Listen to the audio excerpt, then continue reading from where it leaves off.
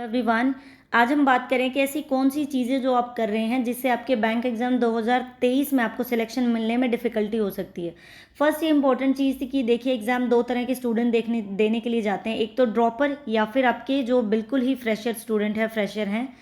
ठीक है, तो बिगनर्स की अगर हम बात करें तो बिगनर्स को कई बार बिल्कुल ही ऐसे ट्रीट किया जाता है आस पड़ोस में या फिर कोई पीजी में ऐसे स्टूडेंट्स रह रहे हों।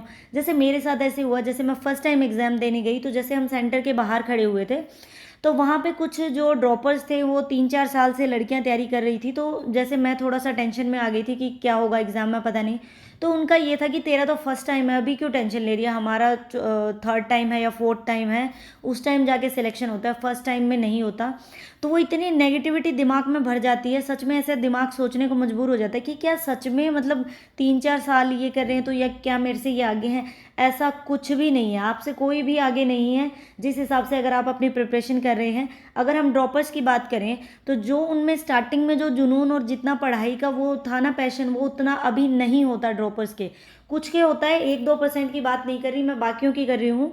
तो जो बिगनर्स होते हैं, जैसे फ्रेशर है, जैसे मैं फर्स्ट टाइम प्रिपरेशन कर रही थी, तो इतना ज़्यादा हमें कुछ सीखने को चीज़ें मिलती हैं और हम इतना ज़्यादा पढ़ सकते हैं उन चीज़ों को। जैसे मेरे साथ ये होता था, 7 से 8 घंटे मुझे पढ़ना है, जब तक मेरे ऐसे नहीं हो जाए ना कि शरीर में से दम निकलने को हो गया, बस मुझे अभी सोना है, अभी हिम्मत नहीं है, देन आपको बुक्स छोड़ी जाती हैं। और जैसे जैसे आपका टाइम बीतता जाता है ना, तो आपको आलस होने लग जाता है कि ये चीज़ इसका क्या करना है, सिंप्लीफिकेशन का क्या करना है, ये तो आती है, ये एज के चैप्टर का क्या करना है, ये तो आता ही है। तो वो क्या होता है, काफ़ी चीज़ें ऐसे रह जाती है, नहीं ये तो आता है, इसमें इनइक्वालिटी की क्या प्रैक्टिस करनी, सिलॉक्स की क्या प्रैक्टिस करनी, ये तो आती हैं।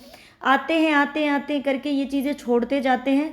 और जो स्टूडेंट बिल्कुल बिगनर्स होगा वो क्या होगा, उसको इंटरेस्ट आएगा, अगर उसको इनइक्वालिटी के 500 क्वेश्चन में मिल गए ना तो वो 500 के 500 प्रैक्टिस कर देगा। लेकिन जो ड्रॉपर है वो क्या करेगा, 3 से 4 करके ऐसे बोलेगा हाँ हाँ कंसेप्ट क्लियर हो गया, अभी कोई ज़रूरत नहीं है करने की।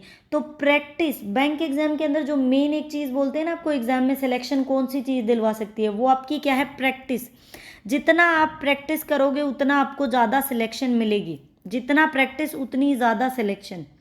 अगर मान लीजिए वो 500 क्वेश्चन आपसे पहले रिवाइज कर रहा है और एक ड्रॉपर नहीं कर रहा, तो आप उससे आगे निकल सकते हैं। ये मत सोचिए कि आपका नहीं हो रहा।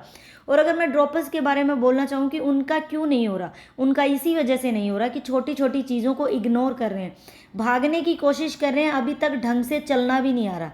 इट मीन्स उनके बेसिक अभी तक अच्छे से क्लियर नहीं है, उनका प्री लेवल अच्छे से क्लियर अभी तक नहीं हुआ है। बस 50 से 60 नंबर आते हैं, उनको ऐसे लगता है। वो 50 से 60 नंबर आपके कहाँ से आते हैं, वो 50 से 60 नंबर आते हैं आपके, मान लीजिए आपने सिंप्लीफिकेशन कर लिया, नंबर सीरीज़ कर ली, आपने इनइक्वालिटी कर ली, सिलॉक्स कर ली, आपने कुछ पजल सोल्व कर ली, लेकिन अर्थमेटिक में अभी तक आपकी कमांड नहीं बनी हुई है। तो उन चीज़ों से वो नंबर आते हैं उन स्टूडेंट्स के, जो हम अगर ड्रॉपर्स की बात करें, अच्छे से उनकी अभी तक प्रैक्टिस नहीं है। वो चाहते हैं कि मेंस लेवल का हमें कंटेंट मिल जाए, हम मेंस की प्रिपरेशन करें, लेकिन उनके अभी तक बेसिक भी क्लियर नहीं है, इसी वजह से उनका प्री क्लियर नहीं हो रहा। कुछ स्टूडेंट्स का ये डाउट होता है कि हमारा, जैसे कमेंट्स आते हैं कि हमारा प्री क्यों नहीं क्लियर हो रहा, 2 साल हो गए हमारा एक भी प्री क्लियर हुआ नहीं हुआ।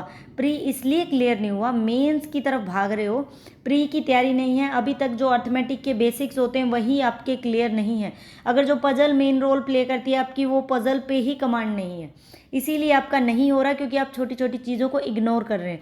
चीज़ों को इग्नोर मत करिए। अगर आपको ये हो कि मैं प्रिपरेशन कर रहा हूँ, मुझे डायरेक्ट मेंस की तरफ जाना है, एक बार थोड़ा बेसिक पे फोकस करिए, अपने आप को डीमोटिवेशन से बचाइए। मोटिवेशन दूसरा नहीं दे सकता, मोटिवेशन हमारे खुद के अंदर ही होता है। किस तरह से, अब एक मानिए एक एग्जाम्पल के तौर पे, एक स्टूडेंट बिल्कुल एसी वाले रूम में बैठा है, मम्मी पापा उसके मतलब पेरेंट्स उसके लगे हुए हैं जॉब, तो वो क्यों फोकस करेगा, उसको क्या मतलब है पढ़ाई से, वो सोचेगा ही नहीं कि उसको पढ़ना भी है।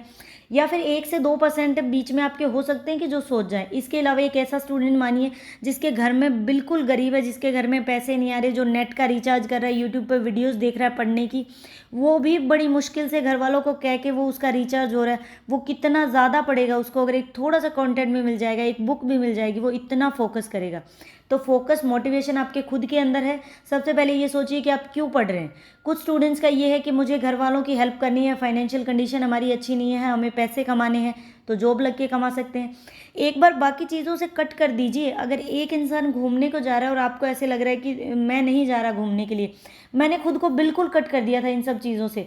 लोग मूवी देखने जाते थे, कोई बर्थडे पार्टी हो गई उसमें जा रहे हैं, मुझे किसी में भी नहीं जाना था। मुझे ये था चाहे मुझे साल लगे चाहे मुझे 2 साल लगे, मुझे सब चीज़ों से कट करना है।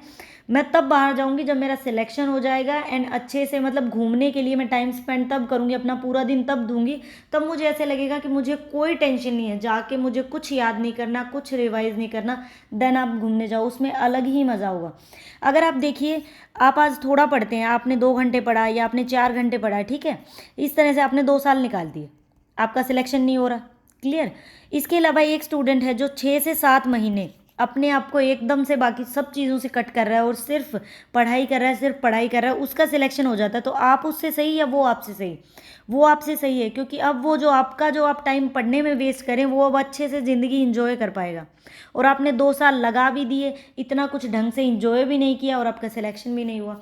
तो ये चीज़ों को मत भूलिए, जो बेसिक होते हैं उन पे फोकस करिए। मेन चीज़ ये है। अगर जैसे मैं टू डू लिस्ट बता रही थी तो कुछ स्टूडेंट्स का ये था, मैम ये बिगनर्स के लिए, कि बिगनर्स एंड ड्रॉपर क्या होता है? अगर आपका सिलेक्शन नहीं हुआ इट मीन्स आपके क्लियर नहीं है बेसिक, इट मीन्स आप एक बार उस पर फोकस करिए। अगर मान लीजिए कि मैंने ये बोल दिया कि आज मान लीजिए 150 क्वेश्चंस है आपको करने हैं, बॉटन स्ट्रीम के 150 क्वेश्चन। एक बिगनर होगा, फ्रेशर होगा, मेरी बात मान के वो दिन में 150 क्वेश्चंस कर लेगा। ड्रॉपर को ऐसे लगेगा बॉटन स्ट्रीम में क्या है, 1-2 क्वेश्चन आएंगे, मेरे को आता ही है। उसने नहीं किया, उसने 150 क्वेश्चंस की प्रैक्टिस कर ली। वो धीरे धीरे ऐसे ऐसे करके डेली अपने टारगेट्स कंप्लीट करेगा तो वो ड्रॉपर से भी आगे निकल जाएगा। तो चीज़ों को लेट गो मत करिए। मुझे पता है जब सेकंड टाइम करते हैं तो बहुत ज़्यादा ऐसे लगता है ये चीज़ छोड़ दें, ये चीज़ छोड़ दें, बट जो छोड़ देगा उसका सिलेक्शन भी रह जाएगा और जो कर लेगा उसका हो जाएगा। ये इंपॉर्टेंट सी बात है। If you can't sacrifice for what you want then what you want will be sacrifice. तो देखिए अब आपको क्या सेक्रीफाइस करना है। यहीं पे वीडियो कंप्लीट करते हैं। आई होप आपके कुछ समझ आया होगा। Thank you for watching the video.